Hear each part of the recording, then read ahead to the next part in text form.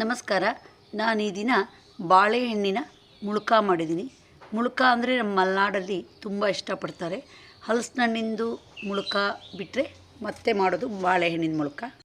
ಹಲಸಿನ ಹಣ್ಣು ಎಲ್ಲ ಸಮಯದಲ್ಲೂ ಸಿಗಲ್ಲ. ಬಾಳೆಹಣ್ಣಾದರೂ ಯಾವಾಗ ಬೇಕಾದರೂ ಸಿಗುತ್ತೆ. ನಮ್ಗೆ ಮುಳುಕ ಬೇಕು, ತಿನ್ನಬೇಕು ಅನ್ನಿಸ್ದಾಗ ಈ ಥರ ಮಾಡಿಕೊಂಡು ತಿನ್ಬೋದು. ಈ ನೆನೆಸಿ ಮುಳುಕ ಮಾಡ್ತಾರೆ, ಆದರೆ ಅದು ಸ್ವಲ್ಪ ಕಷ್ಟ. ಹದ ಸ್ವಲ್ಪ ವ್ಯತ್ಯಾಸ ಆದರೂ ಮುಳುಕ ಮಾಡೋಕ್ಕೆ ಬರಲ್ಲ. ಇದು ತುಂಬ ಸರಳ ರೀತಿಯಲ್ಲಿ ಮಾಡುವಂಥದ್ದು. ಬನ್ನಿ ವಿಡಿಯೋ ನೋಡೋಣ. ಈಗ ಒಂದು ಬೌಲಲ್ಲಿ 6 ಗಳಿತ ಕರಿಬಾಳೆಹಣ್ಣನ್ನು ಸಿಪ್ಪೆ ತೆಗೆದು ಇಟ್ಕೊಂಡಿದ್ದೀನಿ. ಈಗ ಕಟ್ ಮಾಡೋಣ. ಬಾಳೆಹಣ್ಣನ್ನು ಯಾವಾಗಲೂ ಚಿಕ್ಕದಾಗಿ ಕಟ್ ಮಾಡಬೇಕು. ರುಬ್ಬಿದಾಗ ತುಂಬ ನಯಸ್ಸಾಗಿ ಪೇಸ್ಟ್ ಆಗುತ್ತೆ.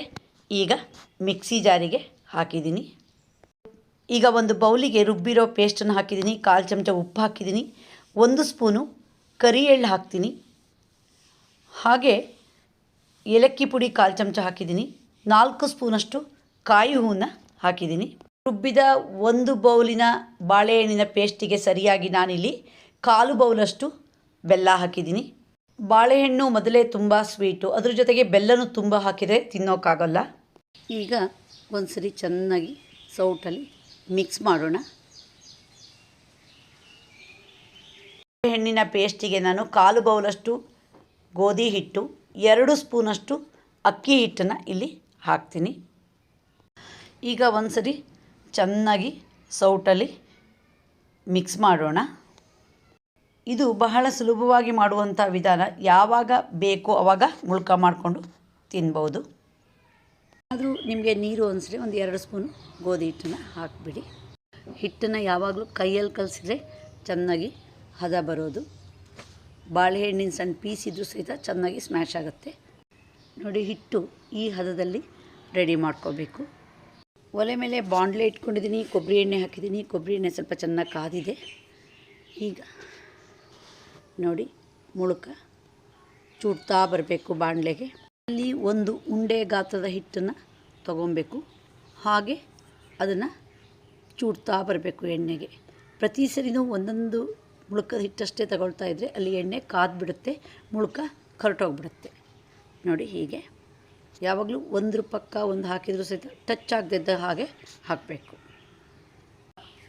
ಒಂದು ಮುಳುಕಕ್ಕೆ ಮತ್ತೊಂದು ಮುಳುಕ ಅಂಟ್ಕೊಳಲ್ಲ, ತೆಗೆಯೋ ಸಹಿತ ತುಂಬ ಸುಲಭ.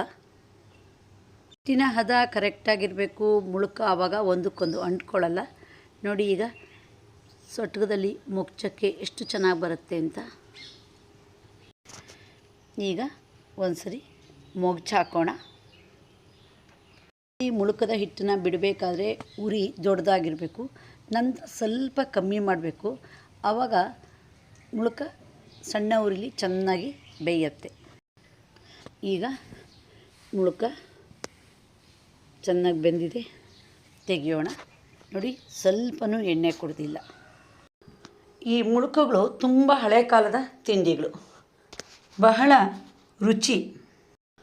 ನೋಡಿ, ಈಗ ಮುಳುಕನ ತಟ್ಟೆಯಲ್ಲಿ ಹಾಕಿಟ್ಕೊಂಡಿದ್ದೀನಿ. ಸ್ವಲ್ಪನೂ ಎಣ್ಣೆ ಕುಡಿದಿಲ್ಲ. ಎಷ್ಟು ಮೃದುವಾಗಿದೆ ನೋಡಿ. ಸಾಮಾನ್ಯವಾಗಿ ಎಲ್ಲರೂ ಇಷ್ಟಪಡುವಂತಹ ತಿಂಡಿ.